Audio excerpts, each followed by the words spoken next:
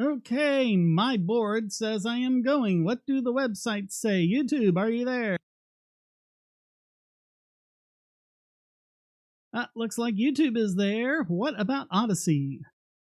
Not seeing anyone in the chat, but Odyssey, YouTube working. Odyssey is going. Okay, what about Rumble? This is the one that... Okay, Rumble I'm still getting... Let me try refreshing the page. Rumble is the one that's always the iffiest, and I think I just blew my...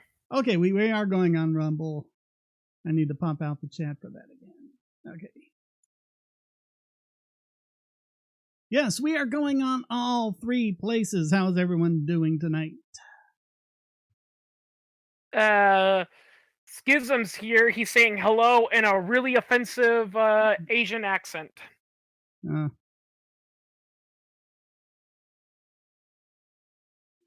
Yeah, it's been quite an adventure getting this. I was going to try to do it Friday. The internet had just kind of been iffy. It would like go out and come back on, and go out and come back on. Then it would go out and not come back on until I rebooted the router. Then Thursday night, the router just cut off entirely and would not come back on. I got on with support and they said, okay, we'll just bring it to this place tomorrow and you can change it out. Now, it did eventually come back on, but it was still just iffy. So, Friday, I go into Huntersville. I go to drop it off at the Spectrum place. And they say they sent you to the wrong place. Because even though it's all Spectrum now, their location is a Time Warner location and I need a Charter location. And they couldn't. And I'm like, okay, send a tech over. Just give me, send someone with the right box over. And he finally came over this morning. So I hope we don't get demonetized for me saying this, but did they rub their nipples while going, "Oh, I'm sorry"? No, she was really nice. Yeah. She was just she was shocked actually. Yeah. She was like, I can't believe we don't have the thing for you, and she got me like a big discount and everything, so I can't really complain on it. But yeah, he comes in, and so the internet's up. But it turns out there's a problem on the main line. He had gone to like 3 or 4 different houses on my street, and they were all having speed issues. So they're going to send crews out tomorrow to do all the work on that. So the connection is kind of iffy. It might slow down, but it should stay up. But then in the afternoon, the power started blipping. So I don't know what's going on with the power. So hopefully we'll stay up for tonight. But if we don't, it won't be my fault. And why is it always the government monopolies I have the problems with? Then again, the U.S. power grid. Power grid is poorly set up. Yeah, I remember seeing. Well, and they did the lines around here in a really screwy way. Instead of following the road, they decided to send them down this other way, and so the power has to come off of that and go over a distance to get to the houses instead of coming straight from the road, and the cable has to use the same poles and everything as the power. And so me and the other houses around me are actually quite a ways from the tap. So that causes problems. Yeah. All right, we got Mr. No. Hello. Hi, Neil. Heard Stone. From an ANCAP in your group saying Trump is a fascist. Any thoughts on the topic? Yeah, ask the person if they actually know what a fascist is. And he probably is one. Yeah. But then they all are. I mean, I don't like Trump. I don't like Trump either, but I want to call him a fascist. I mean, a lot of people, it's kind of funny because, like, one of the few good things Adam Conover ever did one time was that he actually came to Trump's defense one time because people were like, oh, Trump is too radical, he's a fascist and all that, but then Adam pointed out, we've had guys like him before, too. When do you think was YouTube's golden age? I personally think it was 2008 to 2012. Yeah, maybe to 2014, 2015, basically late Obama years. Glenn Greenwald has pointed this out. It was basically a golden age until that point. And it was at the same point where, they were screwing around in Ukraine, getting the elected guy kicked out so that they could do their own regime change, and they were trying to cover up all that and do all these other things. And if you were on Twitter or YouTube or Facebook or anywhere at the time, it was a free speech haven. I mean, you could say or do pretty much anything. In fact, a lot of people were complaining, hey, maybe you're getting a little too free speechy with it. But when you started having, and all these things that are coming around about the Twitter files are showing this as well, it was really about that time where you started having, these are private companies, they're just doing this on their own. It wasn't until the FBI started going in, and the NSA and the CIA and everyone else started going into these places like, look, these people are saying these things we don't like, and we can do stuff to you. We can look over things and charge you with crimes. We can investigate you for everything. We can get fencing in you. We can sit the SEC on your financials and all this. Honestly, the biggest thing that I'm surprised about isn't what we know about the Twitter files, is that people are shocked about it. They're like, what the FBI was threatening mainstream media to censor. It's like, what are the ones that are denying it? The ones that actually look at it and say, oh, that's a nothing burger. What? How is that the biggest push for censorship, arguably since maybe World War I and the Civil War? Those were big censorship. But certainly, I think the biggest peacetime push, if you can call this peacetime, but the probably the biggest push for censorship we've ever seen from the government. And it doesn't matter if it's private companies that are doing it, if they're pressured or cajoled or rewarded or colluding with government to do it. It's a First Amendment violation. Supreme Court has said that several times. Oh, I was about to say about the FBI. It's like people fail to realize, this isn't the first time the FBI has threatened or gotten involved and pressured big companies to censor stuff. They've been doing it since the 1960s. What was it called? Operation Mockingbird? I don't know, but I read a story about one incident that happened with the FBI where there was a Ku Klux Klan lynching, and not only did the FBI refuse to investigate it, they actually covered up the guy, because it turns out one of the members was one of theirs. Religious theocrat channels on YouTube are not being debunked at the rate that was happening during the Golden Age. I think the algorithm is one of those reasons. I think we're just not seeing them as much. Yeah, I'm doing them. I did one last week. I got two coming up this week. So, spoiler alert. Or preview, or however you want to see that. I mean, be fair, they're out there, but it's just, as far as the bugosity is concerned, they're a blip on the radar, but they're just a blip. They are just overwhelmed by everything else. Yeah, that's why, like I said, there's some atheists that I've kind of lost a lot of respect for, like Telltale Atheist, because, like, he's really good with debunking cults, but when he started talking politics and he was talking about QAnon, it's like, and, like, he's obsessed, like, he thinks QAnon is, like, this dangerous religious cult that's going to take over America and all. It's like, guys, they're just a bunch of crazy people who are mostly operated online. There's far bigger things you should worry about than QAnon. I don't see anyone in the Odyssey or Rumble chats. By the way, if you want to jump into either of those sites and watch it on a not YouTube site, links are below. Streaming right now on all three sites at once, and it looks like everything's good. No dropped frames or anything. Rumble gives me the most problems, especially when I have to reschedule. But it's a new site, so I guess there's still some kinks to work out. But from what I've seen, it looks like Rumble is becoming better for live streams, and Odyssey is becoming better for regular uploads. There's a lot of live streams on Rumble that are really popular.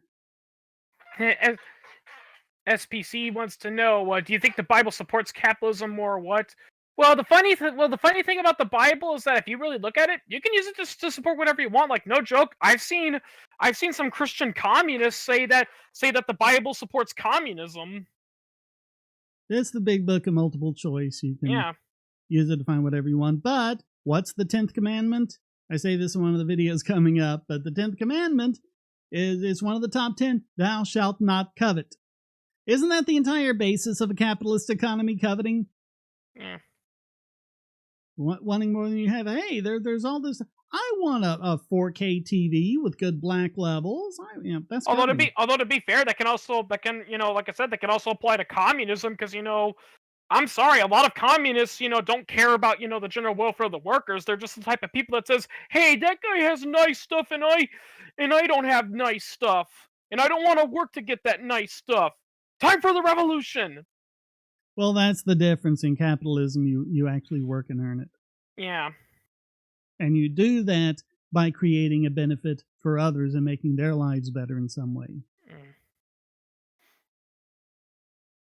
The only thing I use Reddit for, it's good if you're having a problem with a piece of software, and probably someone in the subreddit for that software has posted it and gotten a lot of comments on it about things to try and things to do. That's about the only thing I use it for. Yeah.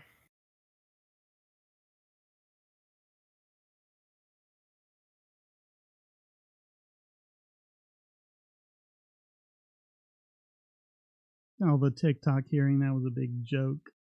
Yeah. We all of a sudden care about the privacy of Americans. Yeah, you're only upset that someone else is doing it. Yeah. Yeah, I can imagine, the US government's like, China, why are you spying on American citizens? Only we can do that. Yeah. Yeah, stick to You're invading the privacy of Americans. You're stealing their information. You're making them under the prospects of a big tyrannical government, and that's our job. Yeah, go spy on your own civilians. Well, they do that anyway. Yeah. Can't imagine. I bet their defense is going to be, it's like, but you don't understand, American government. The Chinese people have basically become apathetic. It's not fun anymore. They become apathetic now. They don't care anymore. It's not fun. It's more fun when they get pissed off.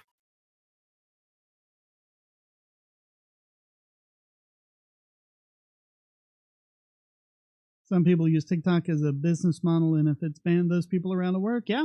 I mean, if you ban it, it's a First Amendment violation. It's a blatant First Amendment violation. It's not going to happen.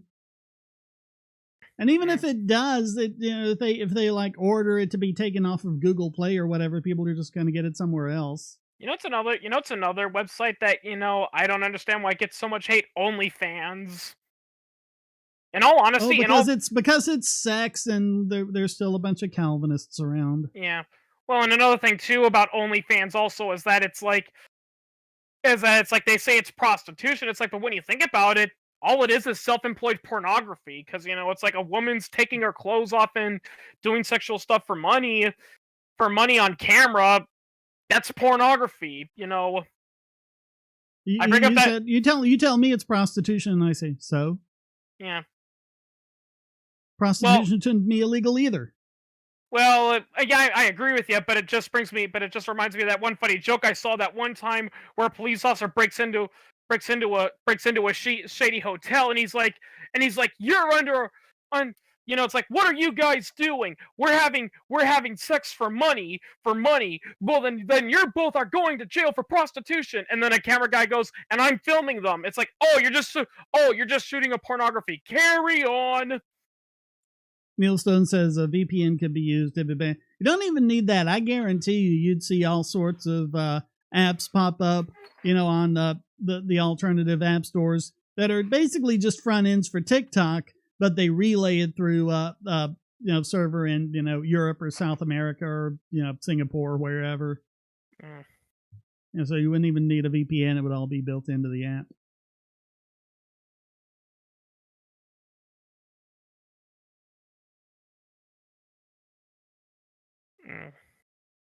Yeah, it's copyright. It's stupid. Believe it or not, we were talking about Rageaholic before that. That actually is one video that I didn't like, and I kind of found a little cringy. He said copyright is important. Yeah. Because I guess he believes in the idea that that that intellectual property is property. It's like, well, not really. You can't own an idea, people.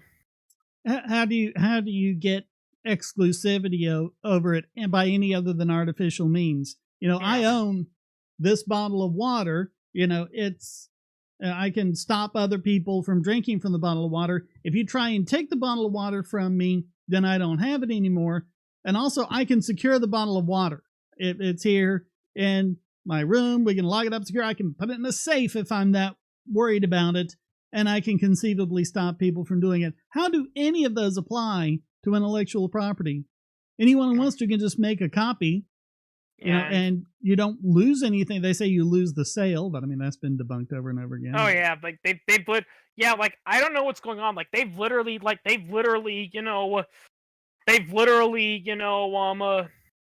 done studies, and they found out, and I think we brought it up. They found out that piracy does not hurt sales. They either say it's a wash or it's a benefit by increasing the popularity of something. More people buy it.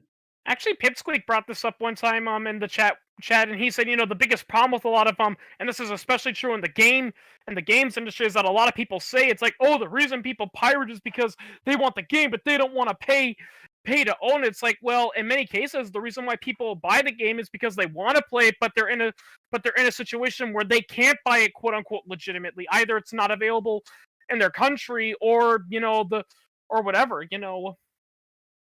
Yeah, I mean, that's you have something from your favorite artist, and you want to you want to download it, or you want to listen to it, and they say, oh, not available in your country. So you go to the Pirate Bay and download it, and they send you this angry thing. You pirated from us. You lost a sale. Instead, it was like, I was trying to give you money, you idiots. Yeah, but I mean, what are we seeing now? Because the piracy was actually on the decline, kind of during the golden age of Netflix. Really, when it was just Netflix, Hulu, and Amazon Prime.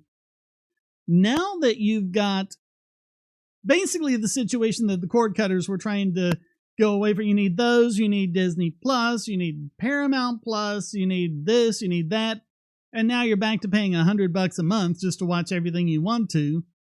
Now what's happening? More people are turning to piracy again. Yeah, I know. I've been watching this Australian kids show. Yeah, believe it or not, it's actually better. It's called Bluey. I don't know if you've heard of it. No. Oh, it's actually a really good kids show because it's just as entertaining for adults as it is to children. And one biggest issue that a lot of people are having is that because it's an Australian show, ABC, the Australian broadcasting company, not the American broadcasting company, because of copyright laws in Australia, it is impossible. It is next to impossible to watch it, legitimately, other than either tricking ABC into thinking you live in Australia, which, by the way, doesn't really work because the ABC website actually has pretty good detection to see if has a pretty good VPN protector, because I've tried. Or you have to get Disney Plus because they have a deal with Disney Plus, and Disney Plus doesn't have all the episodes. Yep.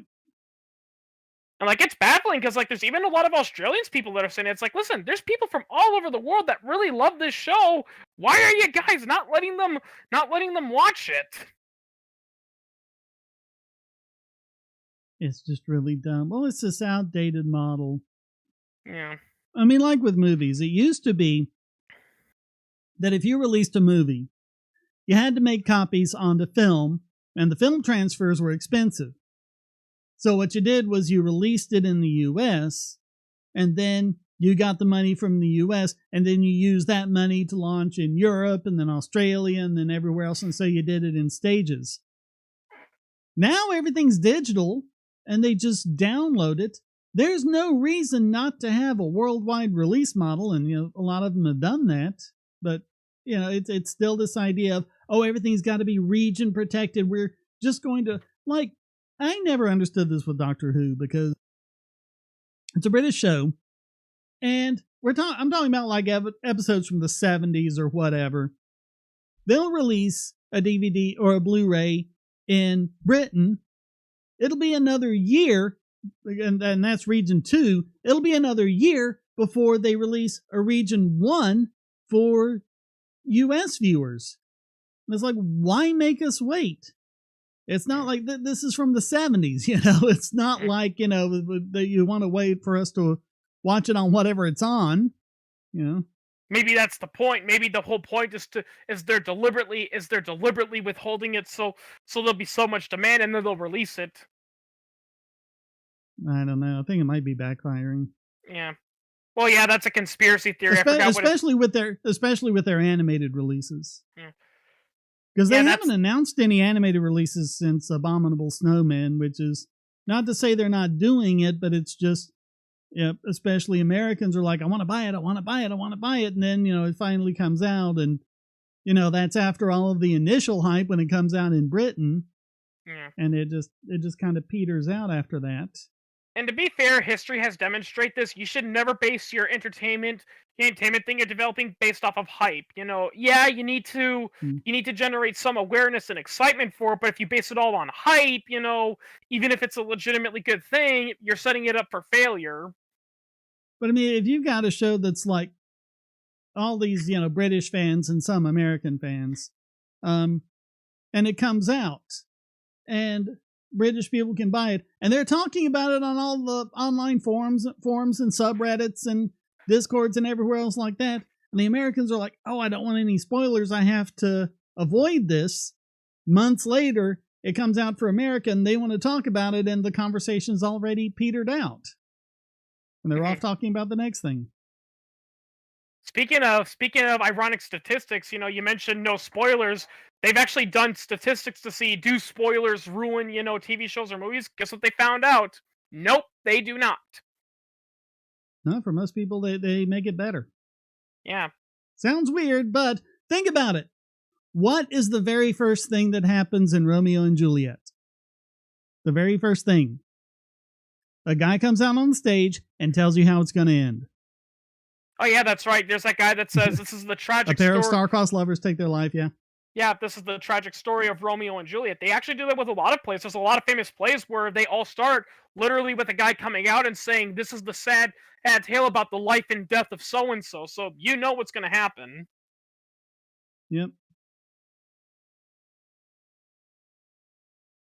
And to be fair, I ain't going to lie, because sometimes, it's best to know what's coming, because I've learned it from first-hand experience with games and movies that sometimes, the big secret that nobody wants spoiling, it finally comes out and you're like, that was it? Yeah. Yeah.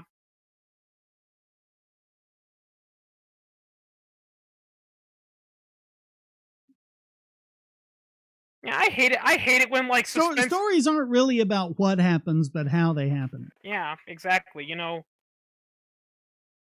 Like, it's really, it's one really funny thing about the whole spoiler thing too, about how it's like, don't spoil it as if the movie is like a docudrama. Well, it's not like a documentary thing, but it's loosely based off of a real life story. Like, if they're basing it off of a real life, like if it's a crime thriller and it's based off of a real life serial killer, and you tell a person who the killer was, they're like, what? Don't spoil it for me. It's like, this is a movie based on the serial killer. If you want to know who the so-and-so strangler is, look him up on Google. Like, I mean, people are talking about things like, the cost of animation and everything. There's a Corridor Crew video where they used AI to, take live footage they had just shot in front of a green screen and, make this anime style short from it using AI to animate it. So, I mean, it's only going to get cheaper. I saw a funny joke about AI one time, and it was making fun of the AI art, and how sometimes AI art machines they take their commands a little too literally, and a guy's like, I was trying to make some AI art pornography. It's like, oh really? What'd you do? I told my AI art thing to draw me a pair of boobs. What did it draw? It drew me a picture of two birds with blue feet. Yep. Yeah. Well, some of those are a little too clever for their own good. A lot of people have been using them for programming. I've been using them to, I was like, I needed this thing in Blender. Pull up ChatGPT, write me a Blender Python script to do this, and it writes it, and it can help you debug it.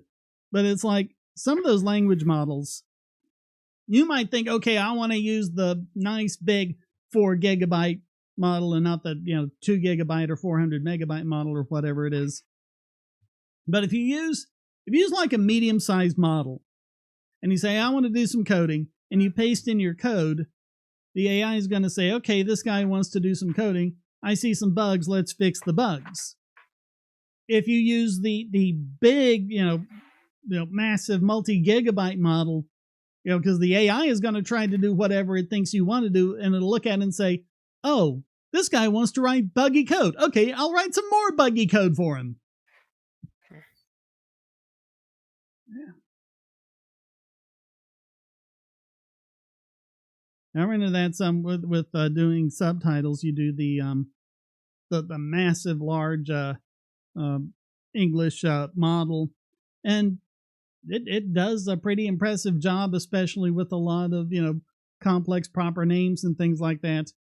But it'll mess up on the weird stuff, and sometimes just the tiny one that is just a couple hundred megabytes. I think it loads up in like a second or something. It'll get you results that are just as good. Favorite genre? Yeah, everyone knows I don't do superlatives. So. Yeah. It's not about the genre, it's about the story. Oh, yeah. I mean, I've always been a science fiction fan, but I don't really think that science fiction is a genre. I think it's more of a setting.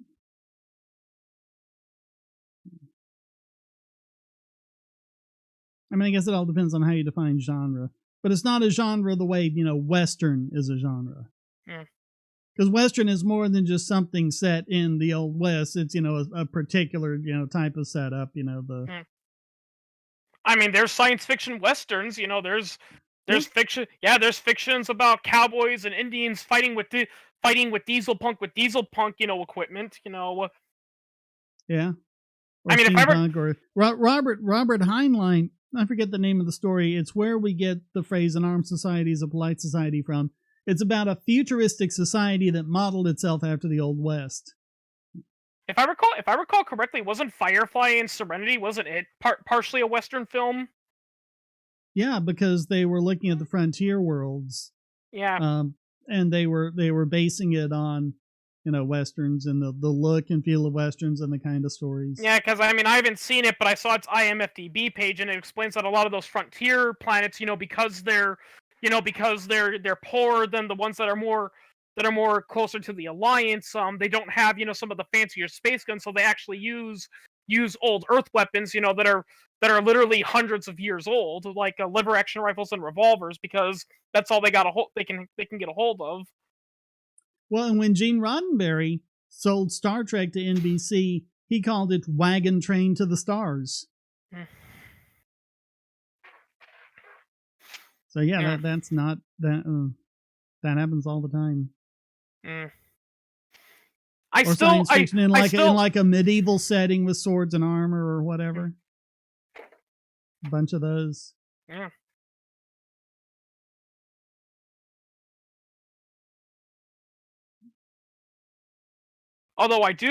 Still, I gotta ask a question. I have a very important question for the writers in charge of the Star Trek continuity. How the heck did Earth, obtain a post-scarcity society? And don't say technology or space travel, because that's bull crap. Yeah, they don't really explain that well. Yeah. Well, and in the original series, I don't really think it was supposed to be post-scarcity, because a lot of it was about, like a lot of the stuff with the Klingons was about competition for resources. Yeah. And what kind of minerals were available on which planets and all that. Yeah. Honestly, I think it was the Next Generation where they tried to create the whole, Earth is now a post-scarcity society because they have technology and they have no need for money. And then Deep Space Nine came out and pointed out, that's stupid and it makes no sense. Yeah. Because, there are Deep Space Nine, from the start of season 4 until about the last half of the last season, is really good. Yeah, because there are so many. If you bail on that last half of the season, I completely understand.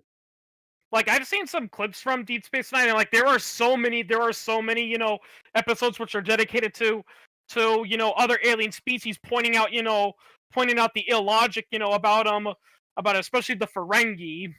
It's like, Yeah. yeah, because like there's all this stuff, like there's one famous, episode, where a guy's trying to get a Ferengi friend to buy him something, and it's like, why aren't you using your own money? It's like, well, I'm from Earth. We don't need money on Earth anymore. It's like, well, if you don't need money, then you don't need my money. If you need, Well, and there was a really good thing because women are basically oppressed in Ferengi society, but people were making the point to the Nagus and changed his mind on that is that if women, for example, are allowed to wear clothes, then they're going to go buy clothes. And if women are allowed to have jewelry, they're going to go buy jewelry. And if they're allowed to have all this, they're going to go buy all these things. And that means more profit for everyone.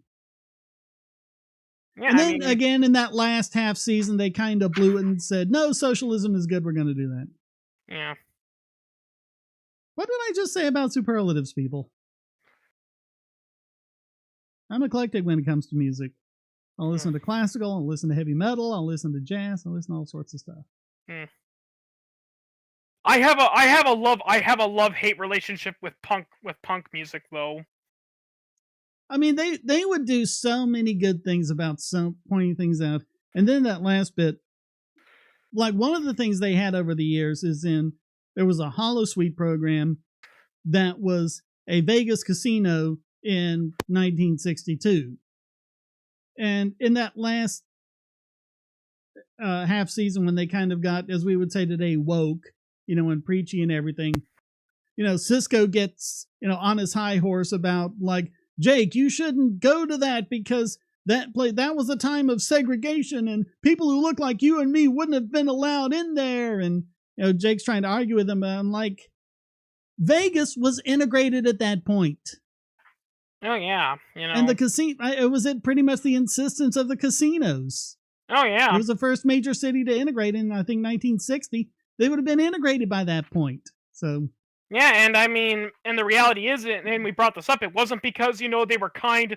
It wasn't necessarily because they were good people who believed in the whole equality. All they cared about is, listen, if blacks are welcomed in here, that's an additional customer. Well, they thought it was ridiculous that Sammy Davis Jr. could sing on stage but couldn't go out front and gamble. Yeah. Backwards, yeah, that's Eric July's band. Young Ripa 69, I think is the number. Yeah. I once had this interesting idea, it would be like a parody, Star Wars, Star Trek crossover fic where a Federation ship is on the border with the Star Wars galaxy, and there's an Imperial Star Destroyer on the border there. Neither of them are allowed to cross the side, but they're just patrolling, so they're just keeping an eye on each other. And while they don't actually engage in combat a whole lot, they do engage in squabbles where they talk to each other and insult each other. And one idea I thought of is where they have an argument, and after a while, the people on the ship, on the Federation ship, realize when you really think about it, the Federation is no different than the Galactic Empire. Yeah. Well, I kind of think of Star Trek as being like this huge, military-driven economic bubble, and Star Wars is the kind of society you have after the bubble has burst, things have collapsed, and people are trying to rebuild. Because if you look at it, like a lot of the ships in there, I mean, they really think through how they do a lot of like the greebles on the ships, because they'll be like this one thing that are like, there's a series of gun turrets, and then there'll be one gun turret that looks slightly newer, or a gun turret of a completely different type and different color because it was made for a different ship, but they're just getting what they can and, Oh yeah, I mean, together. And that's the difference, in Star Trek, all the ships are nice and white and gleaming, no greebles at all. They got that really nice thing they do with the panels and the light scattering and all of that, and inside it's like a 4-star hotel and everything. That's one thing. And in Star Wars, everything's just kind of thrown together, however they can. I will say that's actually one thing I love about the original expanded universe about Star Wars, is that it actually explored into that stuff. It actually explored that stuff. Like, for instance, a perfectly good example is when the Death Star was first constructed. It was actually criticized within the Imperial military, not because they thought that a weapon that can destroy where an entire planet was immoral, but rather because it's like, yeah, it's a powerful weapon, but it's going to be a pain in the ass to fund logistically speaking.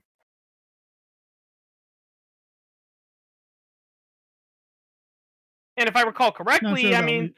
I mean, some of those Star Wars fans should correct me if I'm wrong. If I recall, when the Death Star was actually destroyed, there were many pro anti-rebel rebel Imperials that still were happy when the Death Star was destroyed, because of like, finally that stupid boondoggle is gone. We can actually focus on building weapons and equipment that'll actually aid our cause.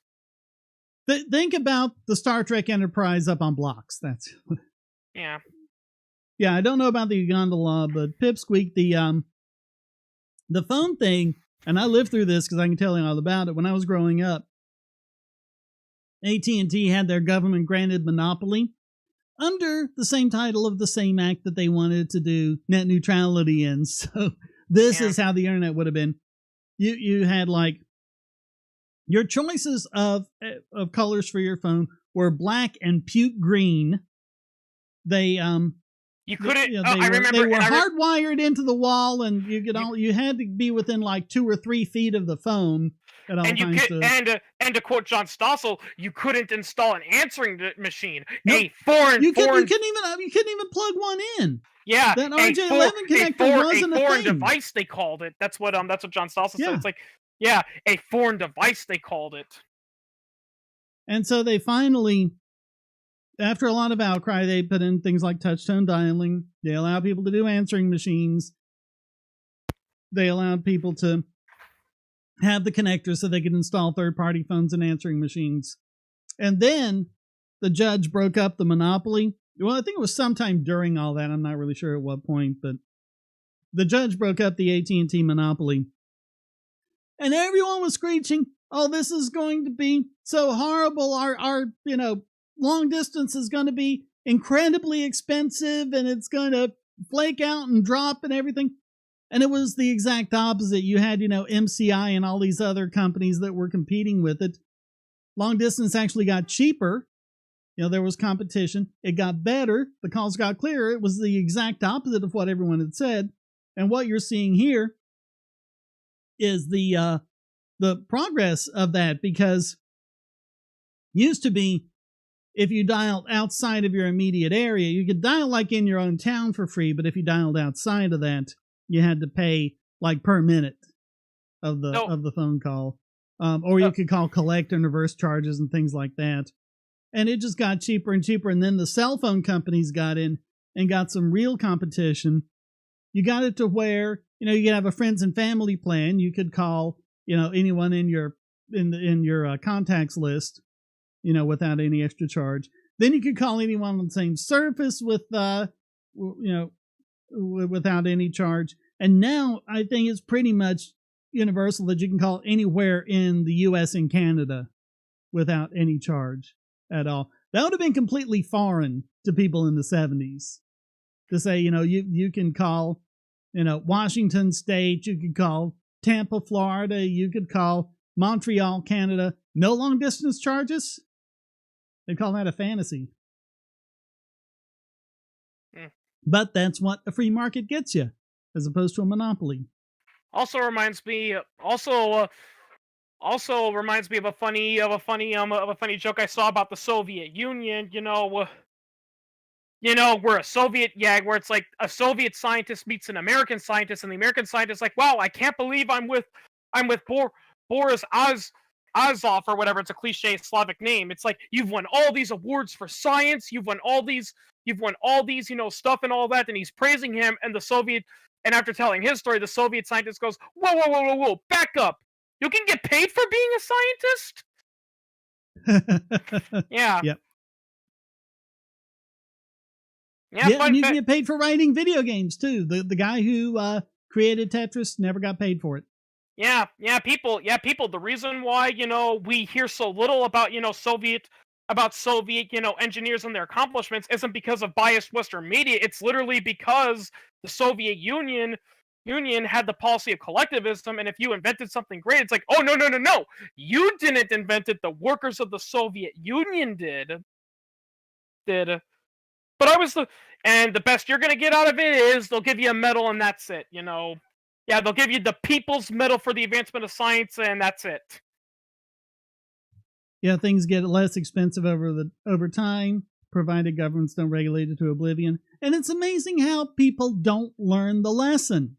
They think that the solution to getting more and faster internet places is more monopoly power, more government involvement, community, internet or whatever they call it, which is just a way of saying a single monopoly run by the city. And people don't learn. Yeah, they never do. Here's my opinion on Ukraine. Let Europe take care of it. Seeing just how bad Russian logistics are, they're not going to get very far. The army is a holdover from the Soviets. The thing is, the U.S. isn't going to let Europe take care of it because the U.S. wants to preserve the regime they put in 2014.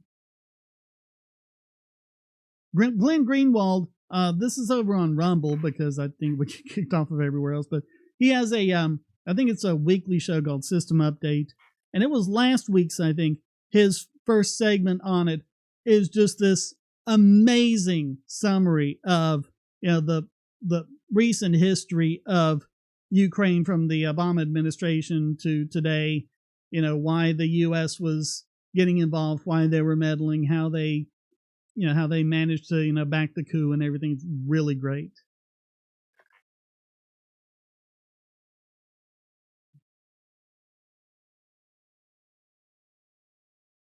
Let's see if I can dig up the link for that.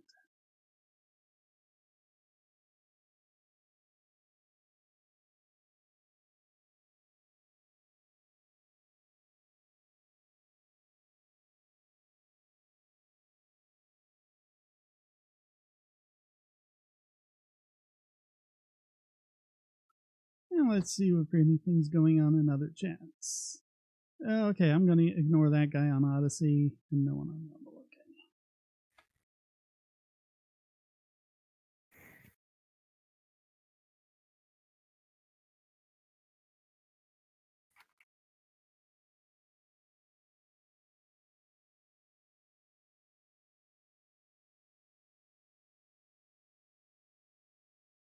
No, I know about old cranky dogs. Frodo is like 13, 14 now, so yeah. Still healthy, though. He just had his recent annual vet visit. Well, you did say he's a Chihuahua. They last forever. Yeah, they can usually last a good 18 years or more. The thing you have to remember is when they talk about how long dogs live and the longest lived dogs and everything, that's just the ones they can prove that they were born on a certain date. Most dogs you don't know, or you can't prove, or whatever, and so that's not going to be representative of all the dogs that are out there. Yeah, fun fact. I'm looking it up. The oldest dog currently that we can verify, the oldest verifiable dog we know about is a dog dog in Portugal called Bobby. Guess how old he is? How old? 30 years old. When I had last looked at it, the longest lived dog on record was an Australian cattle hound that I think was 31. The cattle dog Bluey was 29.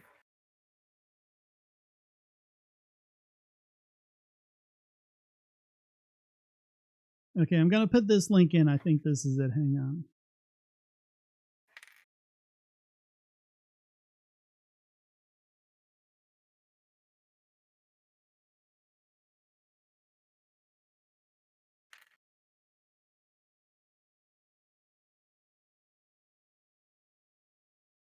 Okay, that link's in all the chats now. But yeah, definitely a must watch. The interview is good too, but it's on a different subject. Religion was the original cancel culture. Yep, they were. I think I say that in one of the videos. I don't remember if it was the one I put up Thursday or one of the ones this week. But if you're a supporter, you can already watch them. Patreon or Subscribe Star, Shane DK.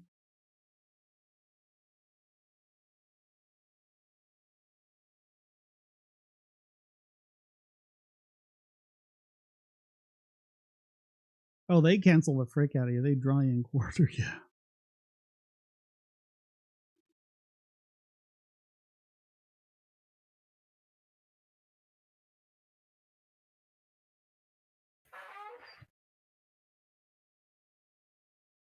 And see, we have to impose quotas on farmers and force them to dump overproduction of produce so the prices remain high. Yep.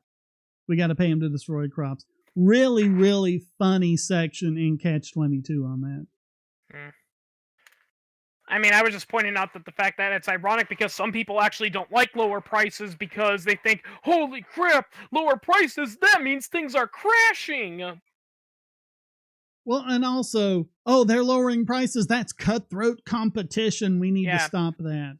And so, like, Walmart, Target, and a bunch of pharmacies have antibiotics and all sorts of things for $4, or if it's a regular thing, it's $4 for a 30-day supply and like $9 for a 90-day supply. You know, and they had birth control pills for stuff like that. At the time when everyone was screeching, I need government to pay for my birth control pills because they're so expensive. And a lot of these people were in states like California, Pennsylvania, and others that had price supports on them because they were protecting everyone from cutthroat competition, so they weren't allowed to sell them for any less than $35 a month.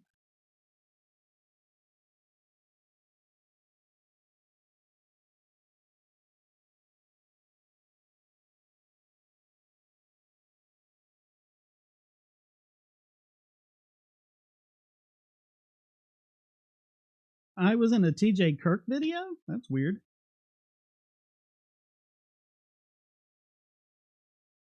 Because that guy does not like me.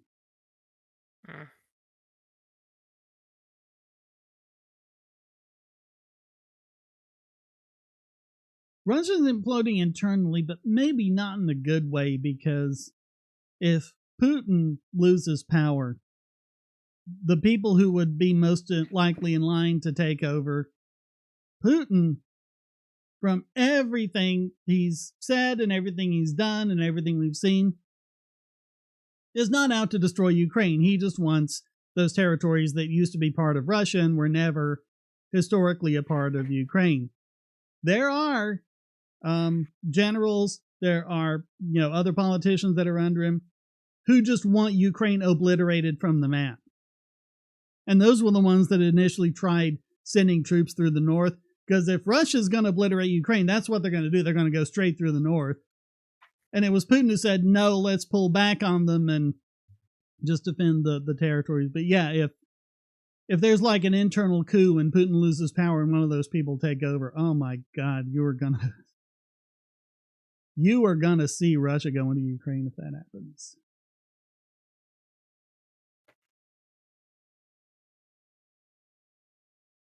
Yeah, I don't know who you're talking about, Jack. I don't know how you would audit the First Amendment things. Candace, someone's made a stupid video. Well, that's nothing new. I mean, I brought this up in the chat before about sovereign citizens and all that. It's like, well, yes, there are some stupid idiots and some kooks in the sovereign citizens. They do have a point, people feel, because, people fail to realize the U.S. Constitution, ironically, does not apply to the U.S. citizens. It applies to the government, and that basically means, as long as you are not infringing the rights on other people, the government has no right pulling you over without just cause. Like, no joke, things like parking tickets and traffic, things like speeding tickets, are technically unconstitutional if you really think about it. It's like, why did you pull me over? Because you were driving 10 miles above the speed limit. Why is that bad? Because you're a danger to society, because it's dangerous. But there's barely anyone on the road, and this is a pretty busy road and all that. What's the point? Well, it's dangerous. Even though all the data show that it isn't. Yeah, to be fair, there is some legit truth to those sovereign people because one question that a lot of governments really do not like being asked, it's not where does this say that it's a crime? It's if there is a rule in the book that's a crime. It's people say, why is it a law? Why is it against the law to do this? We did a video on that I think it was excerpted from one of the live streams on, why driving is a right, not a privilege. Yeah. Well, the like government decided to declare sovereign, whatever the term is, over the rights of way, and say, okay, this is our property now. Now we get to make the rules, even though if you know your property rights theory, no one can lay claim over rights of way. Yeah.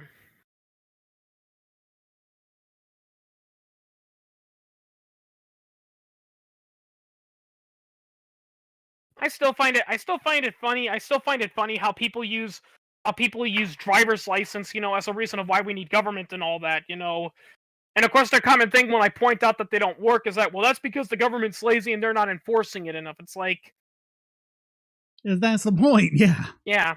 Well, and many people fail to realize the whole point of why they fail is because when you really think about it, things like driver's licenses, they are literally impossible to enforce effectively, because there are literally millions of drivers on the road,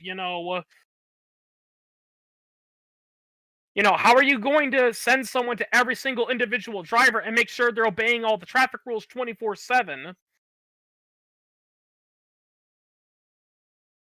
You have to pay all the state troopers to monitor everyone. Yep. It's spying. Yep. And then they wonder why crime is skyrocketing, and then they're wondering why crime is skyrocketing. It's like, because no joke, I've actually heard, that there were cases where crime was skyrocketing despite the fact that the police was getting all this budget, and several police officers said, yeah, the reason crime is skyrocketing is because you're having us set up all these speed traps, to check for traffic violations and drunk driving, when we should actually be in the community, in the city, patrolling the area and deterring crime.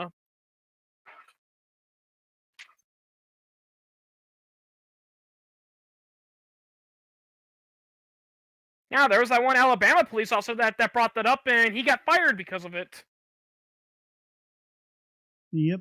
Yeah, because crime was skyrocketing in his town, and the reason was, and he brought this up, was because their new police chief was like, forget about enforcing the law and protecting the private property. You guys got to start writing more traffic citations, because we need those tickets. When the chat stops, I never know if it's because people have stopped or if the web page just did. I just asked them this, Schism. It's like I just asked them this because it's something we brought up all the time. It's like, why do we need a government to be the ultimate arbiter of morality? Because humans are very flawed and we're prone to stupid and reckless decision. Okay, who's going to be in charge of the government? Yep, Milton Friedman always asked that. Where are you going to find the saints and angels to run the government? Yeah,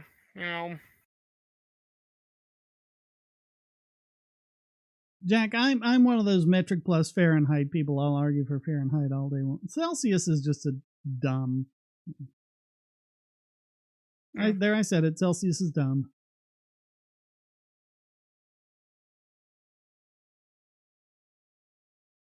Oh well.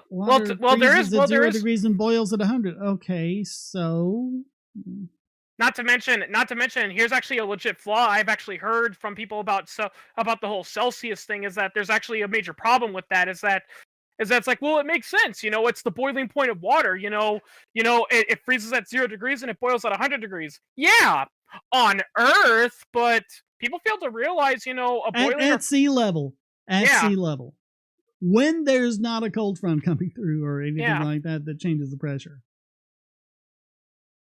But I mean, Fahrenheit is more about what we actually encounter. 100 degrees is a fever you have to worry about. 0 degrees is the freezing point of brine. Yeah. So that's more about, and the degrees are smaller, so you need to adjust your air conditioner. Oh, I want to bump it up a degree. Well, the degrees are smaller, so you've got better control over that. Celsius degrees are almost twice as much. They're 9/5 of a Fahrenheit degree. Yeah, one little issue I also and have. It says, oh, but it's used for science. No. Kelvin is used for science. Yeah. Another thing too that I kind of get a little, that I never understood about the metric system is that the unit for measuring mass and the unit for measuring weight are both done like in grams, and there's just one problem. Contrary to what people feel. contrary to what people think, mass and weight are actually two different things. Mass is how much, matter you're made of. Weight is how much, is how much impact you have on gravity. So, like, the moon has 1/6 the gravity of Earth. Yeah. If you go up to the moon, you will weigh 1/6 as much, but you'll have the same mass. Yeah. And so people will weigh, well, if you weigh, 90 kilos on Earth, you'd weigh, whatever it will be, 20, 50, whatever, 15 kilos. You'd weigh 15 kilos on the moon. No, you'd still be 90 kilos because that's mass. Yeah. Yeah, I've heard from actual scientists that, when they talk about the metric system, they say the metric system is really good for, like, practical measurements, like centimeters and all that. That's a lot better than inches. But everything else, they prefer using other methods because it's just confusing. Or not as accurate as people think it is. Well, and Celsius, they keep saying, well, that's metric. How is it metric? You don't have kilodegrees or milledegrees or anything like that. That's what the metric system, was all about. Yeah. It was all about, instead of having, 12 inches to the foot and 5,280 feet to the mile and all that, you just did it by hundreds. Yeah. Or thousands.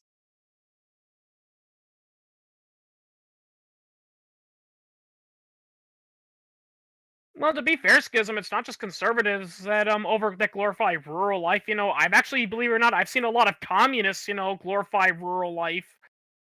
Like, I cannot tell you how many. Conversely, the left really denigrates rural life and tries to make city life so wonderful. Although ironically, like in the early, especially like in the 19th century, there's tons of stories by socialists talking about how, there was this farming village and it was happy and prosperous, but then the evil corporation built a factory and everyone went there and became slaves for the factory, and it's like, that's not how it worked. Why do I use those? Because that's what we use here in America. Although it's interesting because everyone's like, the government should, like, force the market to do metric. Well, this Diet Pepsi is half a liter. This bottled water is 700 milliliters. And even if you go, to, like, the black market, cocaine is measured in grams and kilos and everything else. The closer you get to government posted speed limits are in miles per hour. Whoops. Government posted speed limits are in miles per hour. And you have the milk industry is, like, just incredibly political, and they're still in gallons. So it's like the further away you get from government, the more likely you are to be metric. Gasoline is in gallons. All that. Yeah, the food. Yeah, that's why we have a lot of food police, is because you'd be surprised how political, some of those farming industries get. I mean, I don't know, but SKM technology is taking care of that too, because it's a lot easier to get deliveries in rurals now. Thank Amazon for that. Uber and Lyft, it's a lot easier to get rides to places if you need a ride to the hospital.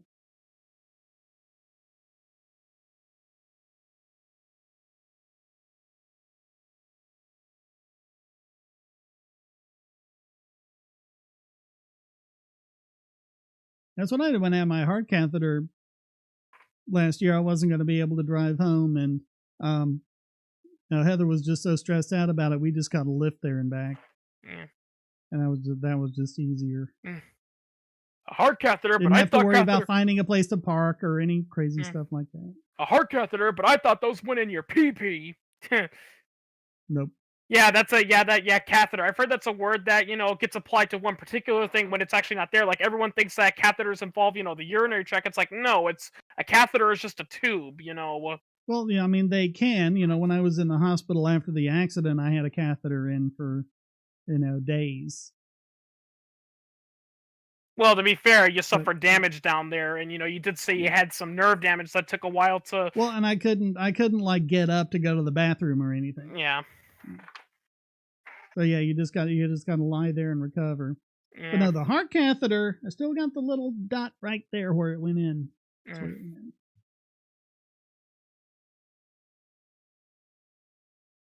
And depend on distance, Lyft and Uber does cost money. Not as much as you'd think. That's not all that much. I mean, if you tried to do it every day, yeah, it would cost a lot. But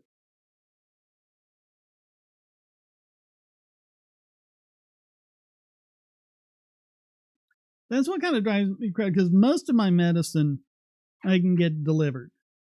Aetna has their own pharmacy. They just mail it to me. They're not allowed to do that with my painkillers. I have to actually go to the pharmacy, show my ID, and do it. It's like, well, what about the people who need painkillers because they're invalids and they can't move? And if they don't have anyone in their life who can go pick up their medicine for them. And what's the government's response to concerns like that? Get over it, druggie. Well, at least they're not addicted. Oh, so shut up. Yeah, it's like, I think we brought this up before. Addiction is not you can't function without the drug. It's rather you can function without the drug, but you psychologically think you need the drug. Yeah. Addiction is psychological.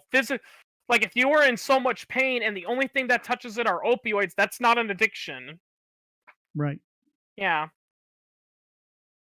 I mean, if I recall correctly, they used to call it like a medical addiction, but now they've stopped doing that because we now know that addiction has more to do with a person's psychology rather than, an issue of it. So psychology and neurology and stuff like that, yeah. Yeah. Yeah, suffering. By pillorying, yeah. Pillory all the drug warriors. Yeah. Yeah, and it's craziness just because a bunch of lawyers wanted to sue the pharmaceutical companies for, coming up with these horrible opioids, and so they started blaming them for deaths that were due to opioids like fentanyl that were produced on the black market. Oh, yeah. And they have nothing to do with the pharmaceutical companies. Yeah, and it's so funny. It's like, what? Why did you go to the black market to purchase this dangerous drug? Because my doctor said he couldn't prescribe it to me. Why wasn't he prescribing your medicine to you? Because he said it was illegal. What? Who made it illegal? Mm-hmm. You. Yeah. Oh no, we didn't do it. It was just a guideline. God, lying asses. Glenn Greenwald, in that same video I posted the link to, he pointed this out about Jen Psaki back when she was the spokesperson for the State Department under Obama, and just how easily she would lie. And, when someone would call her on the lie, she'd just kind of freeze for a second while she was thinking of how to worm her way around it. And is like, this is just, you just have to understand how these people think. They don't think the way you and I do. They don't feel bad when they tell a lie. When they, I mean, he described it a lot better than I did. I have trouble wrapping my head around that. It's how people can behave like that. I think I honestly don't necessarily think it's necessarily because of psychopathy. It's because, from what I understand, I've seen interviews with former politicians, in a lot of political places, especially in the United States government, it's filled with people constantly patting each other on the back and saying, yeah, and they're so used to having all these people saying, yes, that's a great idea, yes, that's a great idea, that they literally cannot comprehend, the idea that someone would disagree with them. No, because this was about her denying the regime change in Ukraine and claiming, no, this was a perfectly valid movement of the people. The U.S. does not get involved. The U.S. never gets involved in regime change. We never do anything like that. And one of the reporters was like, since when? She was like, oh, we've always had that policy. It's like, well, not in Latin America, you haven't. And just how she tried to talk away around that and just try to laugh it off and all that. That's not how a normal person would react to being caught in a lie like that.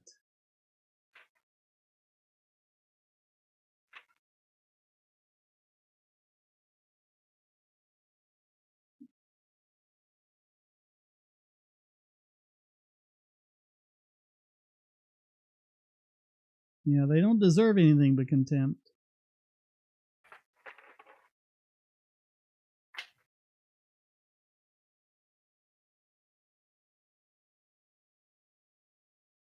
I think it was John Quincy Adams who said America does not go abroad searching for monsters to destroy.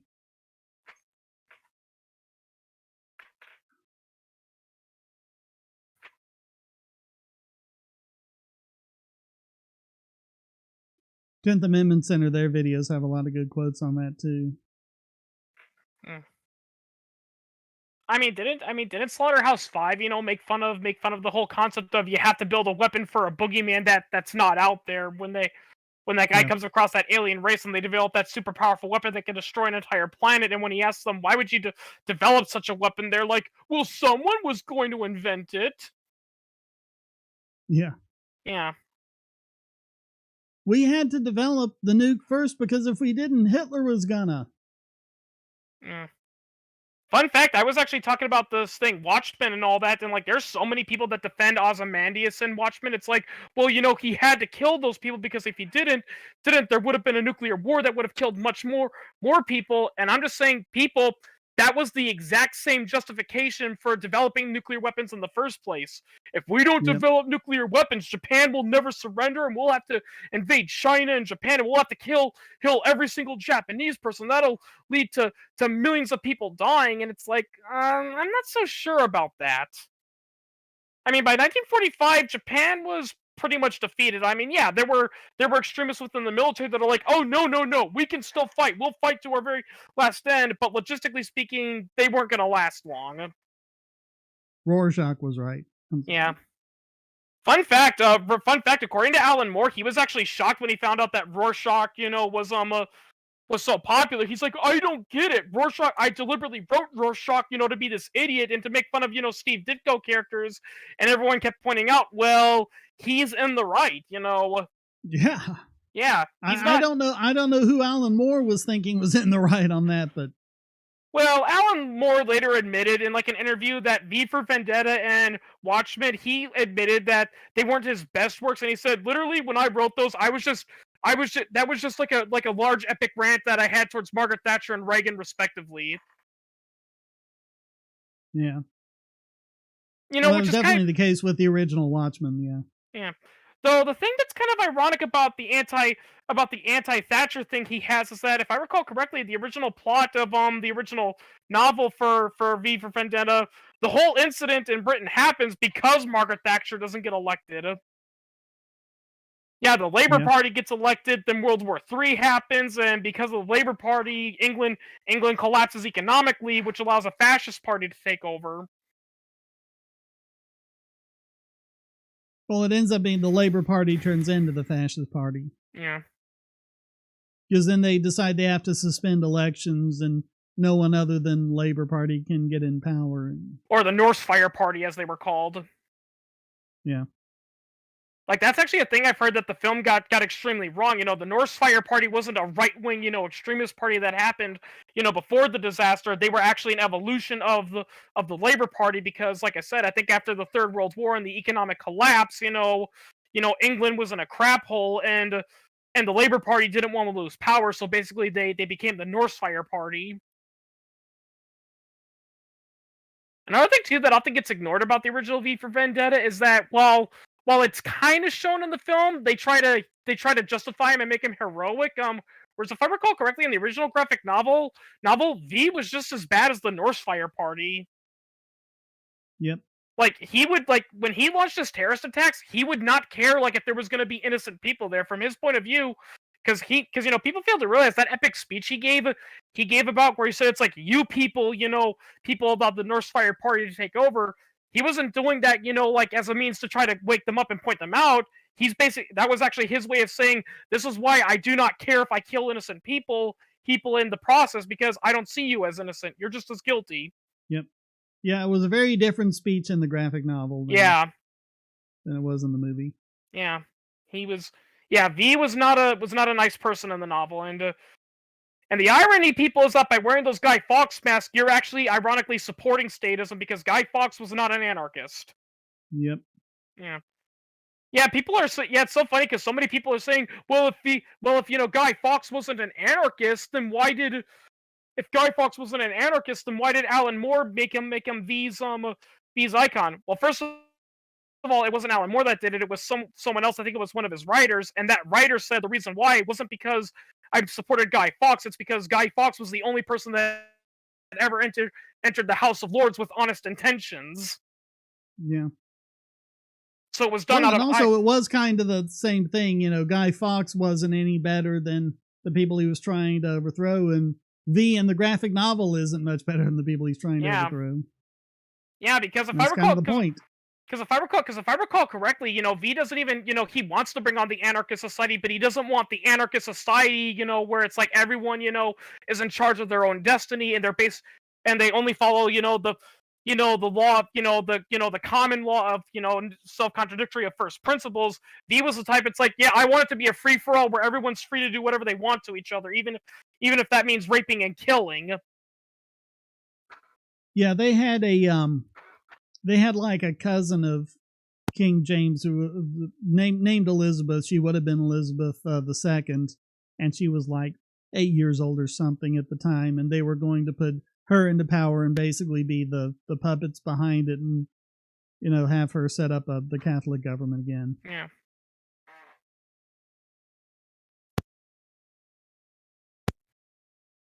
The big Indians and the little Indians. Oh, it's the same story over and over. I mean, I don't know. That's why I kind of don't really like Alan Moore, because it's like, I do not know what that guy is talking about, It's like he claims to be an anarchist and an individualist, but he supports communism. He thinks that religion is a load of phooey and all that, but he believes in the occult. It's like, just admit it, Alan Moore, you're an old hippie. You don't know what you're talking about. Yeah, pretty much, yeah. Just admit you don't know what you're talking about, and that's fine, Good writer, though. Yeah.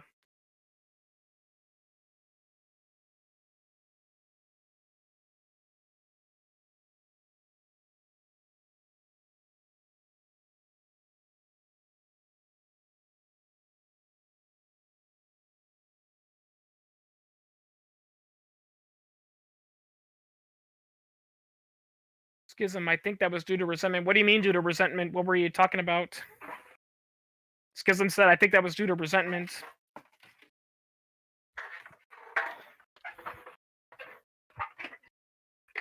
I don't know. You'll have to say in the chat.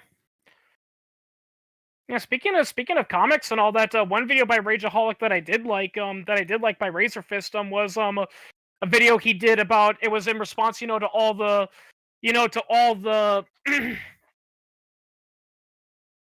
to all the woke comics and all that, and he actually said, that listen, manga isn't the only place to go to if you still want to read, more quote unquote traditional Western comics. Just don't look at America. One thing that's going on in Western comics is the French comic movement, and they're actually going in the opposite direction. Yeah. Yeah, I forgot what it's called, but like I'm seeing, these documentaries about French comic book artists, and a lot of these French artists and writers are just like us. They're saying, listen, we're tired of the politics. We're tired of the whole wokeness. It's like, listen, we just want to go back to comics to telling stories, good stories, about heroes. Mm-hmm. Yeah.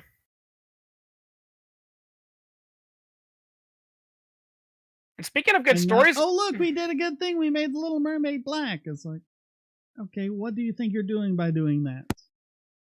Hey, here's an idea. Instead of taking a European story and putting it in blackface, why don't you make a movie about one of the thousands upon thousands upon thousands of African folktales that there are? Yeah. There's plenty to draw from. Just ask any, scholar of those things. I mean, come on. Wishbone, the TV show did one. Yeah, there's all the kind of things you read in like the Uncle Remus stories is based on some of those. There's tons of them. Yeah. And it's not just the West African folktales like the ones most people here know, because most of the slaves came from West Africa. there's different ones in, Southern Africa, in Ethiopia, Somalia, and all these regions have their own, legends and folk tales and everything else. And you could make movies on those for centuries. Yeah. Well, yeah, it's like that old, it's like, what that old saying, like this one person said, it's like, listen, the problem we have with, the quote unquote woke comics isn't that they're woke and all that.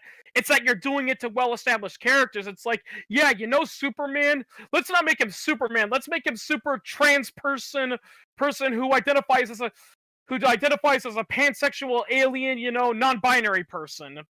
It's like, listen, if you want to create a non-binary person that identifies as an alien, make your own original story about it. Leave Superman out of it. Yep. Yeah. But it's like they think they can't do that because they don't have the skills or whatever, and so they're just going to make the cash grab. Yeah.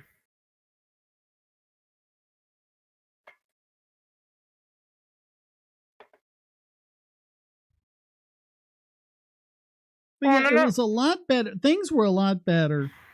The golden age of comics, the golden age of cartoons, and really to a large extent the golden age of movies.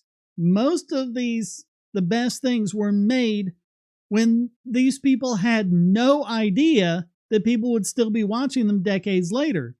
The idea was, you make a movie or a cartoon or whatever, you release it, people are going to watch it for maybe a year or two, and then you make more cartoons and more cartoons.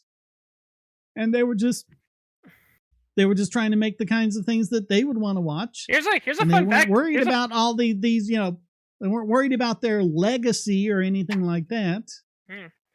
They wanted to, pack people in the theaters, and to do that, they needed to make good stories and funny cartoons and things like that. That's all they were concerned about. Funny thing about superheroes and all that, I apparently learned this not too long ago, but apparently, that 1960s Batman movie starring Adam West, apparently, a lot of people like to make fun of it because it's cheesy and all that, and according to an interview with the producers and even Adam West himself, that was the point. Oh, it was cheesy on purpose, yeah. Yeah, it was made because this is during a time where, let's be honest, from a comic, historian point, Batman was not at his finest. He wasn't the clever, detective, that he was. Well, they were bound by the comics code. Yeah. Yeah, because of the comics code, Batman went from, this really strict, and dark, detective to that cheesy, sci-fi guy that was doing all that stuff. And basically the Adam West film was making fun of that,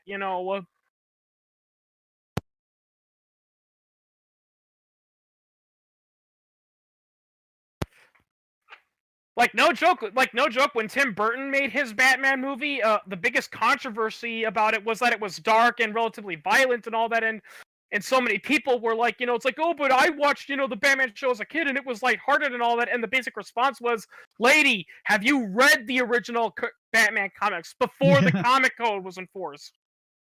Yep. Fun fact, people fail to realize Batman didn't always have that policy of, I will never kill a criminal, even if my own life depends on it. Nope. He killed people if they felt they deserved it, or if they were, legitimately threatening someone. He even used guns. Oh, yeah. Yeah. And sneak attacks and all sorts of things like that. He was not about, fighting honorably or anything like that. Oh, yeah. that was kind of the whole point, Batman fought dirty because the sad reality was he was fighting criminals that fight dirty. Criminals aren't going to fight with a code of honor. They're going to cheat and lie. Yep.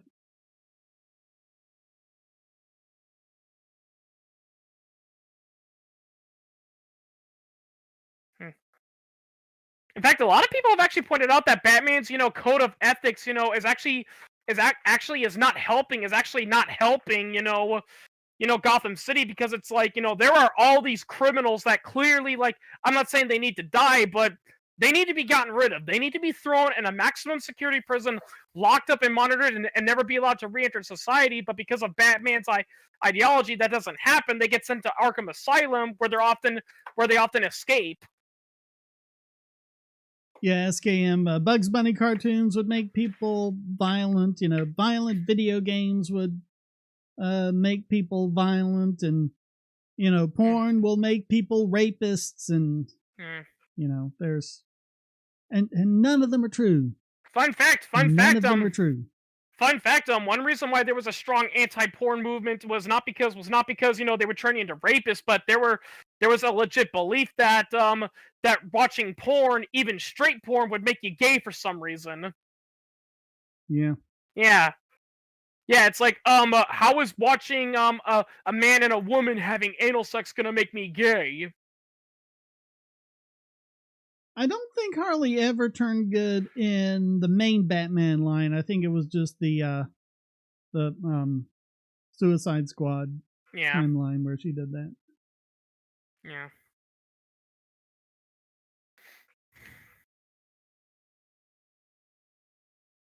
I mean, funny about kind of like Robin in Teen Titans, Yeah. I mean, also going back to the whole thing about saying about their psyche. Like, I was reading about Joseph Kellogg, the founder of Kellogg's cereal. Like, granted, there's no way. I never personally met the guy, and I never I don't think we'll ever meet him and go back in time machine. But part of me is starting to suspect. I think the founder of Kellogg's cereal. I think he might have been a closeted homosexual. Because the thing is, because there was a lot of self-hatred in that guy. Yeah, because he hated sex. Like, some people say, well, maybe he was asexual. Like, asexuals do not hate sex. They just don't have an interest. This guy hated sex, and he refused to consummate it with his wife. I'm willing to bet some money that I think deep down it's because he was gay and he knew it, but he could not admit it because of his religious faith. Yeah. Yeah. I mean, seriously, it happens I don't like sports, so I don't watch sports, but I don't screech my head off about, sports need to be banned, sports is gonna, make people turn into this or that or everything else. I just don't watch sports. Yeah. And then it turns out your hatred is not because you think sports are legitimately bad, it's because you were a sports athlete until something bad happened to you, so now you can't do it anymore, so now you don't want anyone else to have fun. But I mean, it is true, because seriously, we see it all the time. How many pastors do we hear about that say, sex is wrong, it's bad, it's vile, it's evil, and should only be strictly between men and women, and then we later find out they're arrested for sexual deviancy. Yeah, SKM, I feel that about the people who say that, well, without God, what's going to stop you murdering and raping a bunch of people? And it's like, well, if you're legitimately wondering that, then you should probably be put away as a danger to others. Yeah, that's what I want to... If the belief in God is the only thing standing in your way of that... Yeah, you stay the hell away from me. Yeah. Because that's another thing, too, that I also ask people. When people say, well, how can you be moral without God or government? I ask them, well, let me ask you this. If it was proven God didn't exist, or if the government collapsed, would you start raping and killing people? And if your answer is no, because that's horrible, well then congratulations, you just proved my point. Yep. Yeah. Like, here's the thing, people, so many people like to make the objective truth, you like to make the argument about how it's like, well, maybe criminals are, have a point, because, it's like, really, when you think about it, all the stuff about good and bad are arbitrary. People, there's a reason why good will always triumph over evil. It's not because good is objectively right. It's because, on an economic standpoint, good is economically sustainable. That's why, stories about how villains take over and rule the world don't work, because a society ruled by villains would collapse within a year, because the villains would turn on each other and start World War III. Well, that's what Harry Brown would say to people who say, well, if you say you should be, an honest businessman, but if everyone else around you is just all dishonest, you need to be, dishonest as like some, twisted kind of, defensive dishonesty. I don't know. But as Harry Brown pointed out, that is the best time to be honest, because if you are the only honest person to deal with, everyone else is going to want to deal with you and not those other dishonest freaks out there. Yeah. Like, actually, and they're going to want to be honest with you, because they know if they're not honest with you, you're not going to want to deal with them. Yeah, fun. And so then you'll have the market cornered on it. Marvel actually kind of brought this up, in their early years pretty good. One of the reasons why there's not as many one of the reasons there's not as many legions of supervillains, together, like there are in the DC universe, at least for a while, was because when you really think about it, a lot of the villains, they have completely contradictory, opinions. Like a perfectly good example is Magneto and Red Skull. Red Skull is a former Nazi, and Magneto was a survivor of the Holocaust. Yeah, there was actually, if I recall correctly, a comic, where Magneto did work with Red Skull because they both had a plan that would have given them both that would have benefited both of their causes. But the moment Magneto found out that Red Skull was a Nazi, he's like, nope, this is over with. I'm not doing it. He's like, nope, I'm not doing it. Yeah, tell us about the Candace Owens thing.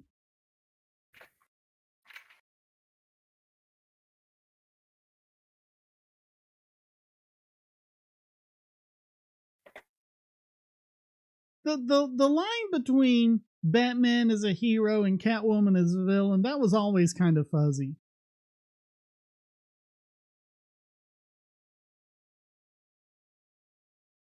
Because they're more alike than they are different.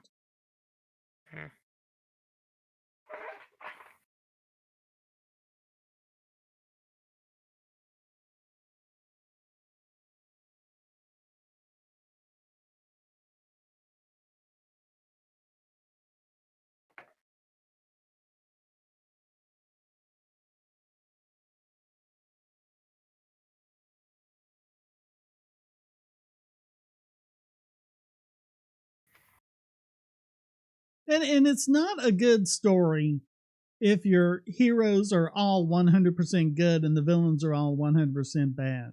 Yeah. That was the mistake that Star Trek Voyager made. Yeah. And that's a reason. They just wouldn't let the main characters have any flaws.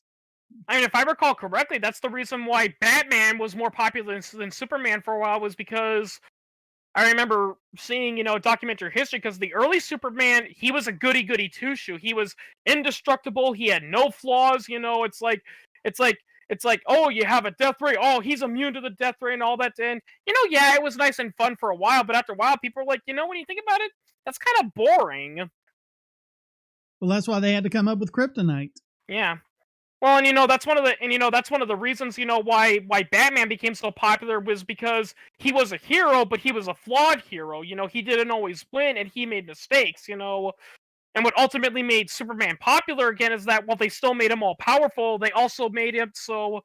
Like, a common thing I see, what they do with Superman nowadays is that, he's still, the indestructible Superman, but mentally speaking, he's a little bit over his head at times, and he thinks that it's like, oh, I'm indestructible and I have all these superpowers, I can fix anything, only for him to learn it's like, nope, there's some things even superpowers can't fix. Well, and they also had that line for, I forget how long, I think it was like a year or two, where he lost a lot of his powers.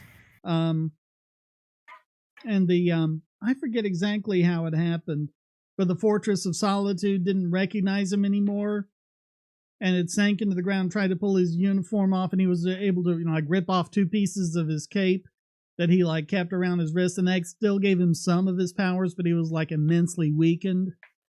And that was a really good storyline there. Yeah.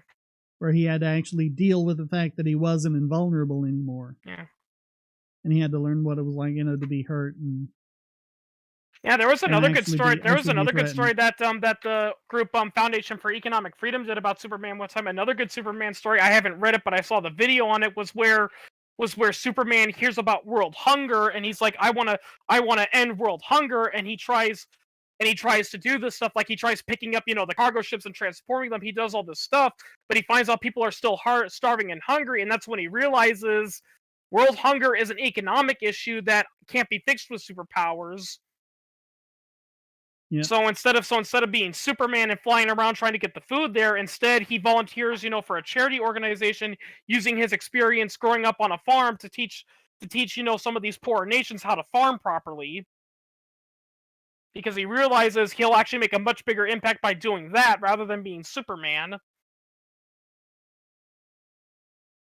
Why Arkham has such bad security? Well, it's all a plot hole anyway. I mean, if Batman decides not to kill the Joker, and then the Joker goes around and kills a bunch of people. And Batman could have prevented that by killing the Joker. But yeah. Well, fun fact, there's that famous, Batman the Animated Series episode where he's like, listen, I'm a criminal psychopath, and even I will not mess with the IRS. I think I know why, because here's the thing. If Batman arrests the Joker, he gets sent to Arkham Asylum, he'll play along and stay there for a few months, then he'll break out and the game begins. If the IRS catches the Joker, he ain't going to Arkham Asylum, he's going to federal prison. Yep. Yeah, and although really, if you look at it, the criminal asylums where they lock up people who are criminally insane, they murder people, but then they're found to be not guilty by reason of insanity. People are like, oh, they're getting off easy. They're not, because first of all, they usually serve longer terms than they probably would have if they'd been found guilty and sentenced. But those criminal asylums, they are like every bit as bad, if not worse, than the maximum security. Oh yeah, there's a big movement nowadays, to bring those mental institutions back. And I do understand mental health is a serious issue in America, but bringing back those institutions aren't going to help. And people need to remember, we shut them down for a reason. It wasn't because but the problem is people shut them down for perfectly good reasons, but didn't come up with anything else. Yeah. And so now what do? They just end up on the streets. They end up homeless. They end up, overdosing on drugs or whatever. Yeah. Well, and to be fair, part of the problem is that, some people, and they do have generally good intentions, they want to make it easier for the state to declare you mentally unfit to help yourself. And it's like, and some people are like, listen, that needs to be handled very delicately, because the biggest problem, this was actually a problem that was encountered and it's been well documented. There have been cases where people did have legit mental health disorders, but they were getting better, and they're like, okay, I'm on good medication, I'm getting into a good, regime, taking my medicine, can I go home now? And the hospital's like, oh no, you gotta stay, you're still really unwell. It's like, no, I think I'm getting better, I want to go home. Nope, you're unwell, you don't know any better.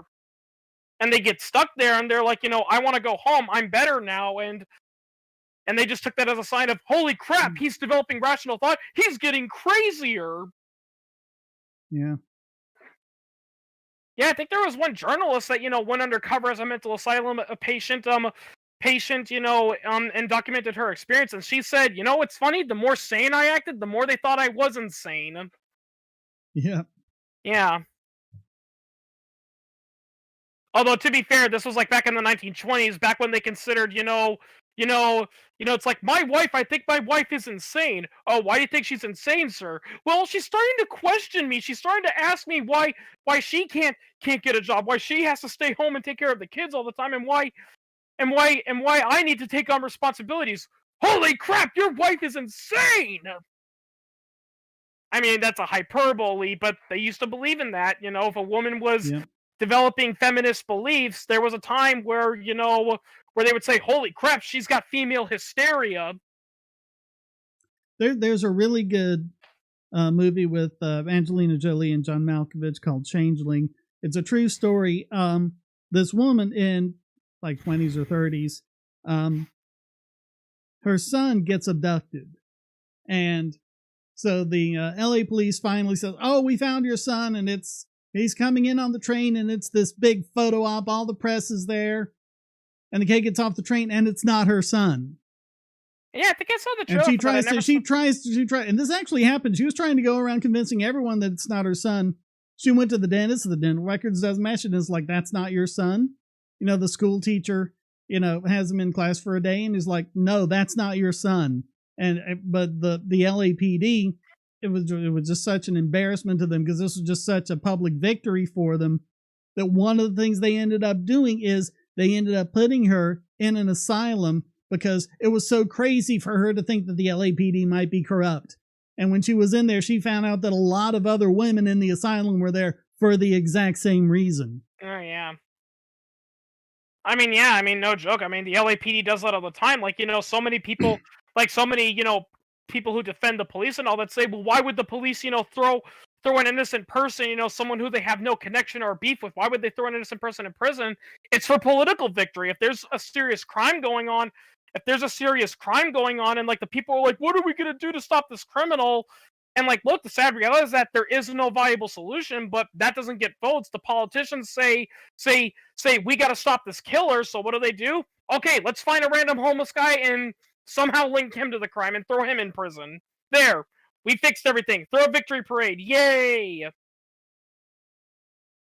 Yeah. And then what happens? When the killer kills again? Holy crap! We got a copycat. So they throw the copycat away. And what happens when they kill again? Holy crap! We got a bunch of serial killers in our town.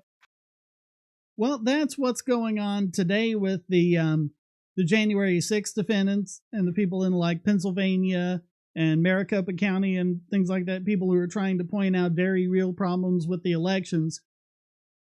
When they're not like a lot of the Jan 6 defendants have been in pretrial detention for longer than they would have been if they'd been found guilty and gotten the maximum sentence.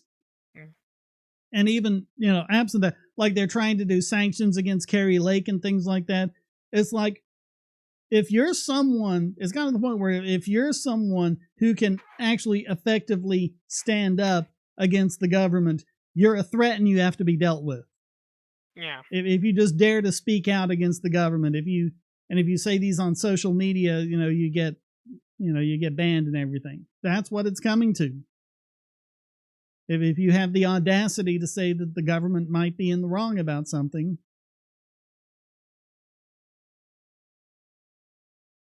if they really did win legitimately, why are they fighting so hard? Yeah, why not? Why not be transparent? Yeah, I mean, if they're really convinced that the election was legitimate, then say, okay, let's do it. Let's do the independent audits. Let's let's see what the evidence is. Let's redo the signature matches. Yeah, I asked that in the fall when I saw like all this video about the January 6th. It's like, well, it's like, and I was telling them, it's like, listen, even if it is true that that Biden did win legitimately, you got to point out, listen, the U.S. is so corrupt that we can't take it seriously anymore. What better way to stick it to Trump than to say, okay, we'll prove to you for a fact that the trials weren't rigged, and we'll let independent people. But they didn't do that. The government was like, nope, Biden won. Shut up. It's like, yep. Even if he did legitimately win, if you just say that, people are going to be a little skeptical. They're going to be like, are you sure? And of course, they pull the whole argument. It's like, oh, it would have been a waste of time. It's like, what? That's the calling card of either a corrupt or a lazy government. It's like, oh yeah, we'd like to make change, but it'll take time, and we don't want to do that. Yeah. Yeah. Honestly, I agree with you. With the whole January 6th thing, the only reason... just look at those Maricopa County hearings and the that just at times hilarious trial, especially when you had the one guy who was testifying over video link and he was obviously reading. I mean, it wasn't just that he was like, they're saying, oh, he just didn't look at the camera. No, his eyes were tracking. He was reading. Yeah. And you're not supposed to be reading your testimony. You're supposed to be testifying off the cuff. Yeah, I mean, it's stupid how people judge courts, like, I know you brought it up in a quickie one time, but I really hate it when people assume, like, guilt or innocence, based on, like, certain behaviors. Like, a perfectly thing I think for the Kyle Rittenhouse case and the importance of the defense and the, what was the name? Ahmaud Arbery, the black guy who was killed in the, for the prosecution. The fact that both of those trials were live streamed and public and people were going over it and commenting on it, you could see in the Kyle Rittenhouse case how you had an innocent defendant just being railroaded by corrupt prosecutors. And you could see in the Ahmaud Arbery trial about guys who, okay, maybe they shouldn't have been like quite guilty of everything, but they were pretty darn guilty. And just seeing how their defense attorneys behaved, and those things are just what let you see how it goes. And you kind of come that at the core of it, both of those juries came to the right verdict. But when they won't let in the cameras, that's when you really have to wonder. Yeah. Because like, even as was it Law and Crime was live streaming the Alex Jones trials, every time anyone else tried to use the video or comment on it, they get struck and taken down. And it's like, it's a public trial, but they didn't want people commenting on it because that was a freaking circus. Well, I think that going back to that you said, because I think one of the problems is, with juries is not necessarily that juries are dumb or anything, but rather it's because you pointed, I think you brought this up, prosecutors, are a little shady with what they do, because if there are a bunch of juries that are kind of going against what the prosecution wants, they can literally go to the judge and say, "Hey, judge, I think these particular jurors, they're not being quote unquote unbiased, and they might be compromised," and the judge will usually say, "Oh, okay, so those jurors, you think this guy's not guilty? Yeah, you're unqualified to be jurors. Let's go." And they shop around until they find jurors that do think they're guilty. Oh, and like the thing that came out last week in the Proud Boys trial, the FBI had a confidential human source in the defense team listening in on privileged attorney-client communications and communicating back to the prosecution. And they were also tapping the jail folks. Like I said, they were in pretrial detention.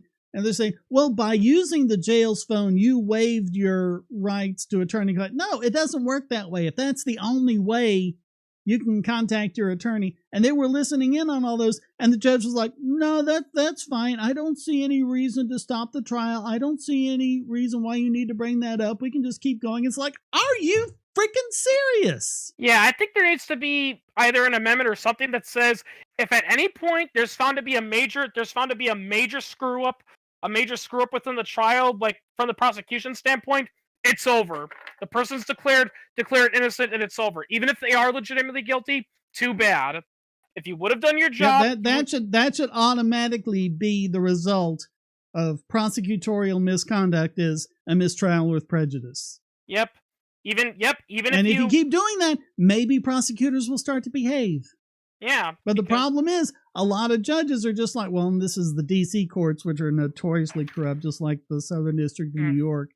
But so many judges are just deferential to the prosecution, and their attitude is like, oh, God, you defense attorneys, why don't you just sit down and shut up and let this nice prosecution make their case? Why do we even have defense attorneys anyway?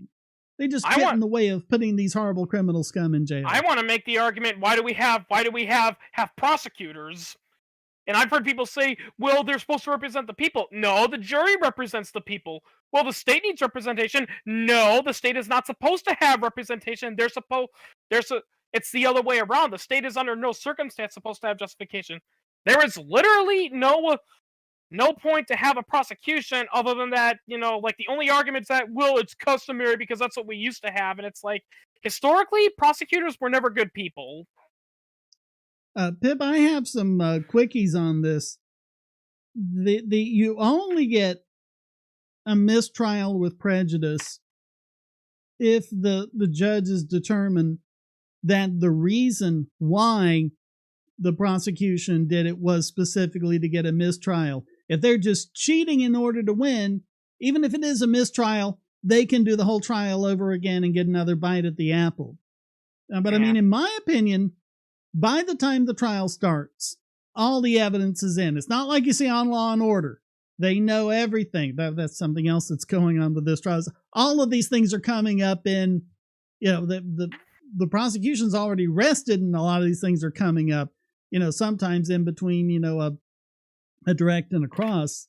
But it's supposed to be the case that when the trial starts, all the evidence is in. You know what evidence you're going to that is going to be presented. You know what witnesses at least could potentially be called. Both sides have their witness lists, and they all know what's going to happen. If at that point, if you're a prosecutor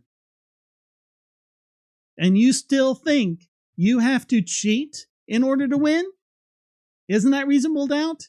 If even the prosecutor thinks they can't win just on the merits, isn't that reasonable doubt if it's even the prosecutor thinks that?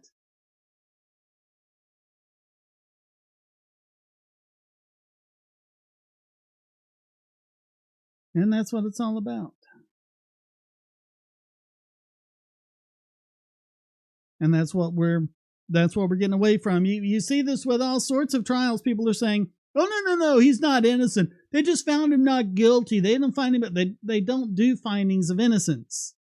The juries find him guilty or not guilty. You're innocent until proven guilty. If you're not proven guilty, you are innocent.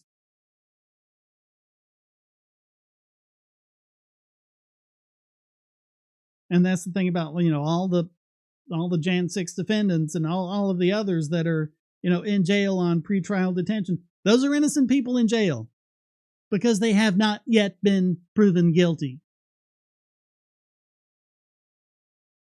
Honestly, Shane, given what I experienced when I had to spend a day in jail, I'm willing to believe you. I think the whole point of a pretrial detention isn't to make sure the person doesn't run. It's meant to speed up the trial. It's meant they put you in a horrible condition.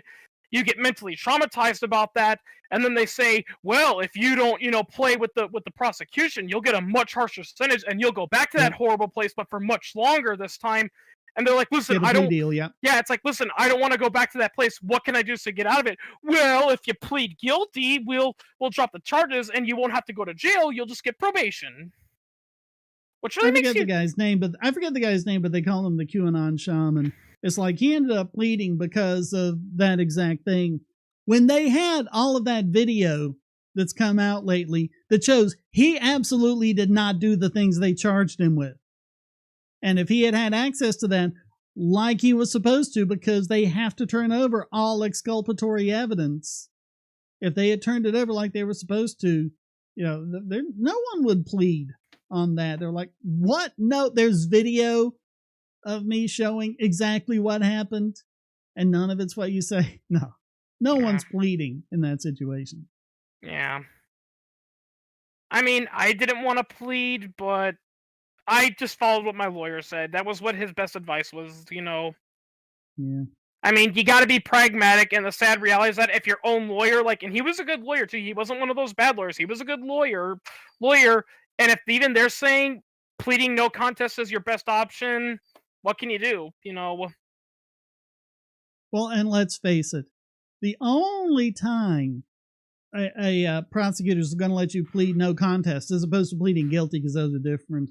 The only time they let you plead no contest is if they know they don't have a case. Yeah. And they just want to get out of it with their dignity intact. Yeah. That's the only reason they do that. Yeah. Well, I mean, like I said, when I was in that final verdict, even the assistant district attorney they had there, she had this look on her face, as if saying, wait a minute. Where were they going to punish this guy? We've got actual criminals out there that are still awaiting trial. They're still free men because they're out on bail. And we're sitting here, about to punish this guy who stood up to an abusive man. Q Shaman is a goofball, yet people act like he's an evil mastermind. Yeah. It is so silly that they're making him out to be some sort of, massive insurrectionist thing. I mean, they're trying to do, like I said, they're trying to do that to Julian Assange, because, they don't have a case against him, so what are they going to do? Okay, let's put him in the most inhumane conditions as possible so he offs himself. Yep. Because no joke, like you said, there was images of him during trial, and he looked awful, he's thin, he's scared, and like I said, he wasn't even allowed to talk to his attorney. Every time he tried to talk, they're like, nope, you can't talk, that's too dangerous. That whole experience just convinced me that British courts are still back in medieval times. Oh, they are. Fun fact, those powdered wigs they have to wear, I've heard a lot of, lawyers and even prosecutors complain. Yeah, a lot of lawyers and prosecutors hate wearing them because they're goofy, they're very uncomfortable, but they have to wear them. Why? Because according to the British law, it's British tradition, and we must follow British tradition.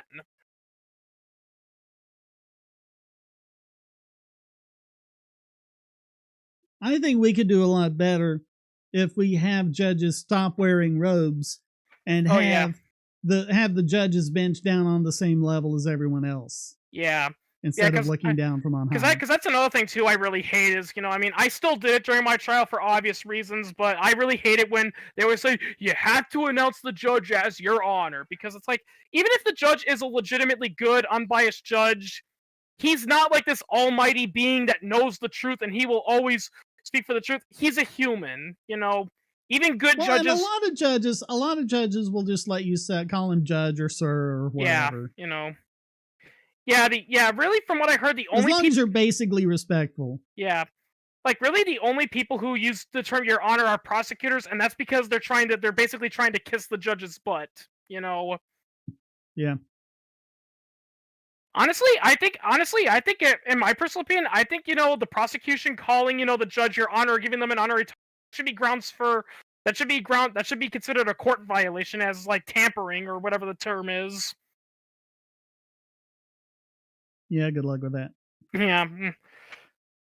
Or better yet, I know a perfectly good example, and I really wish it was a law. I doubt it's going to happen, but it would be a good law. There should be a rule when it comes to prosecutors. If you serve as a prosecutor, once your term is done, you can't practice anything law except being an attorney. You can't become a judge. You can't become a politician. You're done. Or even just something like that judges have to spend equal amounts of time as prosecutors and defense attorneys. Yeah. Because like you want to be a judge in 10 years, spend 5 years as a prosecutor, 5 years as a defense attorney. One of those years must be as a public defense attorney, because everyone likes to make fun of that state of Allen against you've seen that one, the state of Georgia where that guy went on that ramble. To be fair, though, he was using a public defense attorney, and the sad reality is, and it's nothing against the attorneys, but public defense attorneys compared to prosecutions, they are basically they're screwed. Oh yeah, they're overworked. They're not given the resources that they need. They give all those to the prosecutors, and the public defenders just get crapped on. Oh yeah, I mean there was an interview. The whole reason they keep the public defender's offices, one, they kind of have to for the Constitution, but two, because they just want to keep generating plea deals. Yeah. And if you keep them overworked, if you keep them stressed, they're just going to plead out as many cases as they can. Yeah, no joke. I saw this one interview with a former, like he's a professional now, but when he was still practicing law, he did do some time as a public defender, and he said there were literal cases where literally, there's been a trial going on, and like the prosecution has literally a year and a half of all this, data and all that, and I'm literally getting all the information only like a day before the trial starts. It's like I only have 24 hours to come up with some sort of defense or plea deal. Yeah.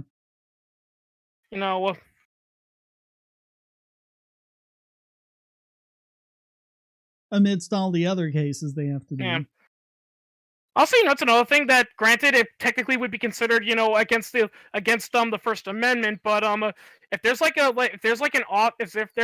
political ad going on there, if one of the political candidates was a defense attorney, there should be a rule that says they can't say, "Oh, this guy gave let this criminal go easy," without giving some context to the case, because I hate it when I see that. It's like, yeah. It's like, he defended, like I brought this up earlier. It's like, I hate it when they're like, he defended a child predator. Well, yeah, because that's his job. Yeah. Yeah. That's the point. Yeah. Yeah, we can't, It's not about, we like child predators. It's like, we need to make sure the government does a proper job in prosecuting the child predators, so that everyone's rights are protected, so that innocent people don't get railroaded. Yeah, because, the rule... And defense attorneys will tell you. They'll tell you, it's like, look, if you're guilty, there's not much I can do for you. Yeah. The whole thing you see in Law and Order about the clever defense attorney getting the guilty guy off almost never happens. Oh, yeah,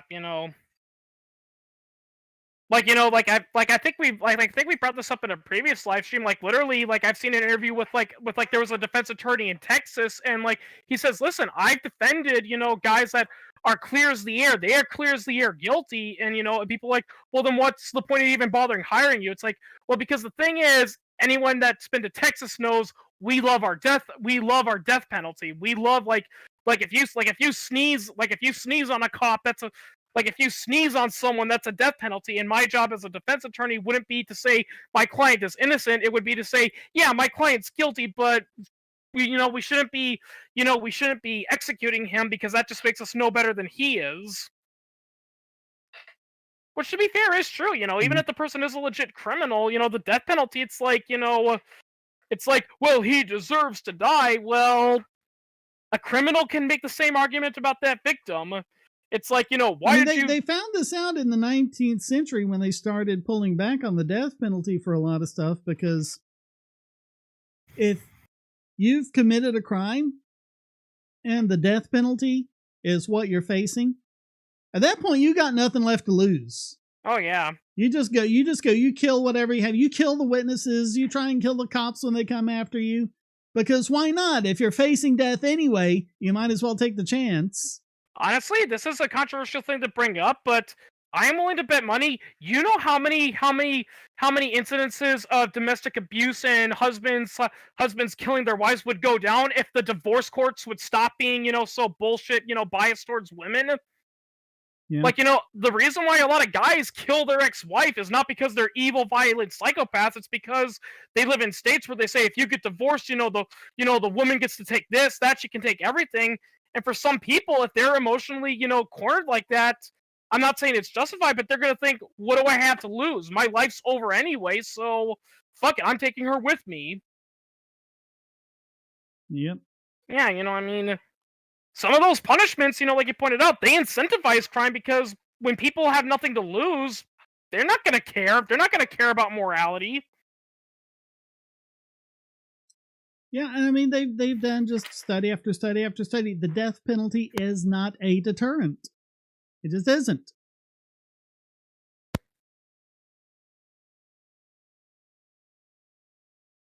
Though I have heard from some people that live in Texas, though, they say, well, one thing about Texas, though, is that they're a little bit honest with the death penalty for the most part. They don't go around claiming, oh, it's the moral thing to do. No, a lot of Texas prosecutors, they're kind of honest. They're like, listen, we kill these people because they're scum and they deserve to die. It's a bad excuse, but at least they're honest. I just remember that one guy. I think I covered him on the podcast years ago, but they executed him for killing his family. Basically on complete pseudoscience, from what every other expert on the planet had said was just the normal course of how fires go. They said I've heard of that one, that he had used gasoline to deliberately do it and kill his family. And they interviewed, like, the prosecutor behind it, who had gone on to be a attorney general. And at the time of the interview, he was the attorney general for Texas. And they executed him. They're like, what do you think about but there's all this evidence that he's an innocent man. How do you feel about that? And it says, well, even if he's innocent, it's good that we killed him anyway because he was an atheist. Yeah. Well, yeah, that's the kind of people you're talking about. Yeah, that's another reason why I'm also against the death penalty, because we have to be real here. No justice system is perfect. Even if the courts followed all the procedures to the constitutional, mistakes are still going to be made. A person who sentenced to life in prison, they can appeal that decision and they can actually get out of it. If you kill someone, well, to quote Rick, we can't cure death. Oh, and it was even there was a case here in North Carolina. This guy was convicted of murder and put on death row. Turns out not only didn't he do it, the two witnesses against him, which were the entire basis of his conviction, the two witnesses were the ones that did it. Yep. Not only that, but at the time that the murder happened, he was in jail on, awaiting arraignment on other charges. And that should be like the perfect alibi. All that came out, and the state of North Carolina still spent like 2 years trying to kill him after that. Yeah, that's another thing. Because all of that was, no, what it's really about is, did he get a fair trial? It's like, are you kidding me? Yeah, that's another thing too. That goes to like what I was saying earlier about how these kind of people think. How can you have all this information proving beyond every doubt that this is an innocent person and still say, well, we'll kill him anyway because he got a fair trial. How can you possibly think like that? Yeah. Without being a completely evil person on the inside.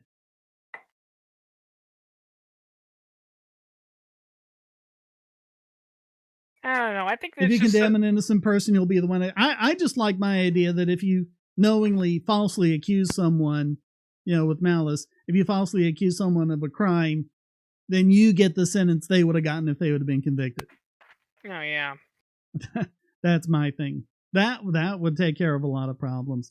It's 10 o'clock, so we need to wrap this up. Okay. So. Yeah, and I gotta go to bed because I gotta get up at 6. Any quick parting shots you want to say? Nah. All right. Well, thanks to everyone in the chat. Thanks to Chris, and thank you for watching. And of course, thanks to all the supporters, Patreon and Subscribe Star again, Shane DK. Thank you so much for watching. Until next time, stay strong.